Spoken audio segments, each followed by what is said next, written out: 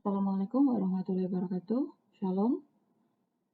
Kita ketemu lagi di video kali ini akan membahas mengenai common cost.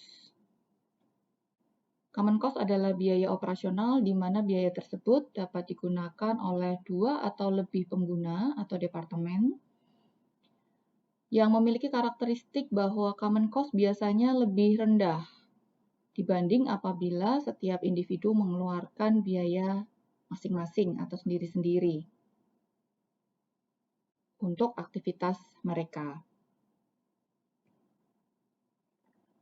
Common cost itu karena tadi digunakan dua atau lebih pengguna, maka kita mengenal ada 3 macam metode untuk pengalokasiannya. Yang pertama adalah metode standalone, kemudian metode incremental, dan yang terakhir pendekatan Shapley value. Di sini ada sebuah kasus yang akan kita gunakan dalam perhitungan ketiga metode, di mana HS adalah seorang senior staff human resource akan melakukan job interview pada 2 kota yaitu Jakarta dan Yogyakarta untuk mencari kandidat di perusahaan dia. Biaya perjalanan menggunakan transportasi udara apabila menggunakan rute Batam ke Jakarta sebesar 1.200.000. Kemudian untuk rute dari Jakarta ke Jogja 800.000. HS memutuskan untuk menggabungkan perjalanan dinas tersebut ke dalam penerbangan dengan tujuan Batam, Jakarta, Yogyakarta, Batam dengan total biaya sebesar 1.500.000. Anda diminta untuk mengalokasikan common cost untuk masing-masing kota Jakarta dan Yogyakarta. Yang pertama akan kita bahas adalah perhitungan menggunakan metode standalone. Metode ini karakteristiknya adalah memisahkan entitas dalam penentuan alokasi biaya. Kita akan menggunakan persentase dari masing-masing biaya individu. Dari soal yang di depan tadi, kita bisa menemukan bahwa rute Batam-Jakarta sebesar 1.200.000, rute Jakarta-Jogja 800.000. Apabila menggunakan rute Batam-Jakarta-Jogja-Batam, kita mendapatkan harga yang lebih rendah ya, 1.500.000. Pengalokasian menggunakan standalone method yang pertama adalah kita menghitung persentase biayanya. Tadi Batam Jakarta 1.200.000 ditambah dengan Jakarta Jogja 800.000. Jadi total biayanya kalau membeli kedua rute tersebut maka 2 juta. Persentasenya berarti kita seperti biasa ya, tinggal dimasukkan untuk Jakarta 1.200.000. Saya hilangkan nolnya ya biar lebih cepat. Dibagi dengan 2 juta. Sama dengan 0,6 atau 60% begitu boleh ya.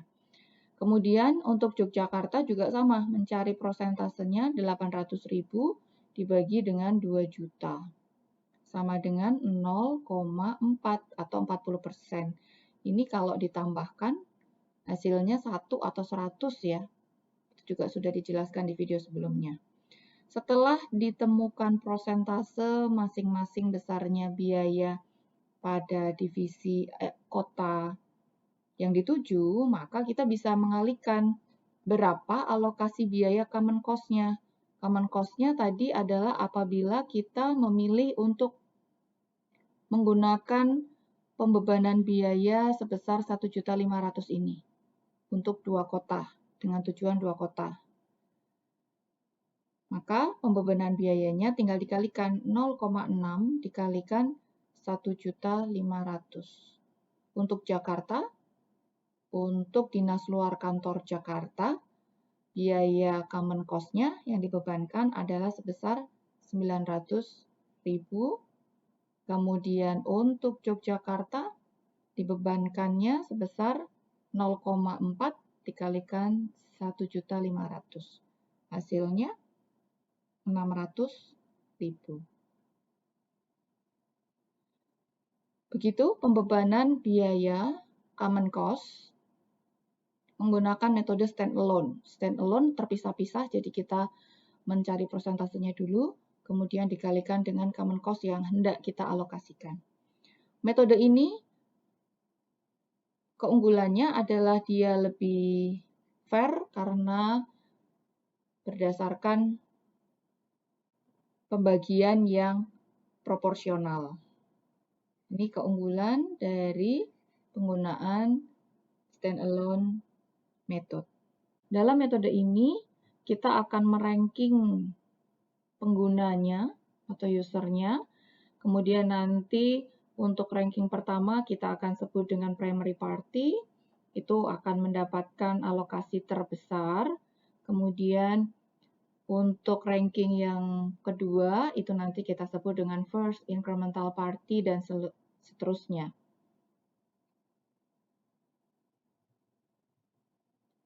Step pertama, kita meranking kota dulu ya. Asumsinya kita Jakarta yang menjadi primary party. Kemudian Yogyakarta kita menjadi first incremental party. Nanti kalau ada kota lagi, misalnya Jayapura, berarti dia second incremental party, begitu.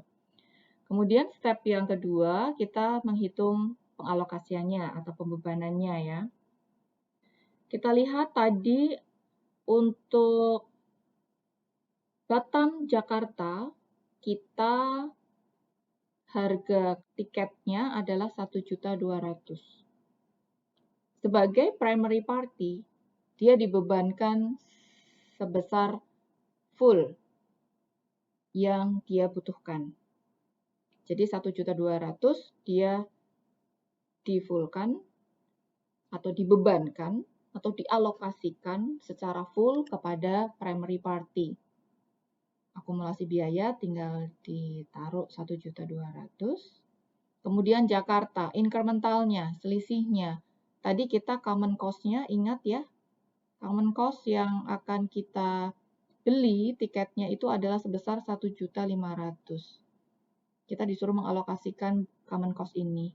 Berarti sisanya adalah sebesar 300.000. 1.500.000 dikurangin dengan 1.200.000, hasilnya 300.000. Jadi Yogyakarta hanya dibebankan biaya sebesar 300.000 saja. Ini kalau di total juga, di total ke samping kanan 1.500.000. Jakarta dibebankan alokasi 1.200.000, primary party mendapatkan highest allocation, kemudian incremental dia sisanya. Apabila asumsinya sekarang kita rubah, Yogyakarta menjadi primary party, berarti tadi untuk Batam Jogja kita 800.000. 800.000, di sini tulis akumulasinya. Nah, 1.500 dikurangi 800. Sama dengan 700.000 yang dibebankan kepada Jakarta sebagai incremental party. Ini kalau dijumlah 1.500.000 sesuai dengan cost allocation yang harus kita alokasikan. Jadi tergantung mana dulu yang diasumsikan sebagai primary user, itu yang dibebankan secara full cost-nya. Pada incremental method, kita dapat memastikan bahwa yang menjadi first party akan mendapatkan highest allocation. Jadi biayanya dia akan paling besar dari pembebanan common cost. Yang kedua, metode ini cocok untuk diterapkan untuk perusahaan yang baru berdiri, di mana metode ini akan meningkatkan kesempatan survival bagi subunit yang baru berdiri atau perusahaan yang baru berdiri. Anak cabang yang baru berdiri, dia bisa dijadikan sebagai first incremental party, second incremental party, dan sebagainya. Tapi di sisi lain juga ada sebuah kelemahan di mana dalam pembebanan biaya, otomatis setiap party atau setiap divisi pasti menginginkan dibebankan biaya serendah-rendahnya. Maka preferensi sebagai user pasti akan memilih untuk dianggap sebagai incremental party, karena akan mendapatkan pembebanan yang lebih sedikit. Yang terakhir terkait pendekatan Shapley value.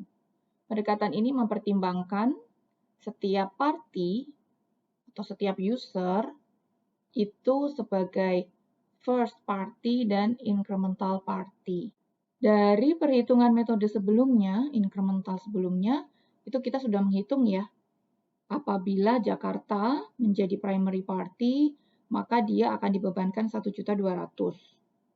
Apabila Yogyakarta sebagai primary party, dia akan dibebankan sebesar 800.000. Jakarta apabila dibebankan sebagai incremental party, dia hanya akan mendapatkan 700.000 dan Yogyakarta sebagai incremental party akan dibebankan 300.000. Apabila menggunakan pendekatan Shapley value, berarti kita akan merata-ratakan. Jakarta pembebanannya berarti 1.200.000 apabila menggunakan first party dan 700.000 pada saat menggunakan sebagai incremental party. Ini dijumlah, kemudian di rata-rata. Berarti 1.900.000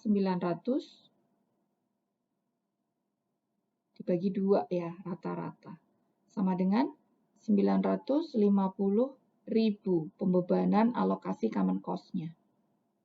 Untuk Yogyakarta juga sama. Primary party 800.000 ditambah dengan incremental 300.000 sama dengan 1.100.000 dirata-ratakan dibagi 2 sama dengan 550.000. Pembebanannya lebih bijak ya, lebih merata. Ini kalau dijumlahkan semuanya jadi 1.500.000 sebesar common cost yang harus kita alokasikan. Demikian 3 pendekatan metode terkait dengan alokasi common cost. Terima kasih.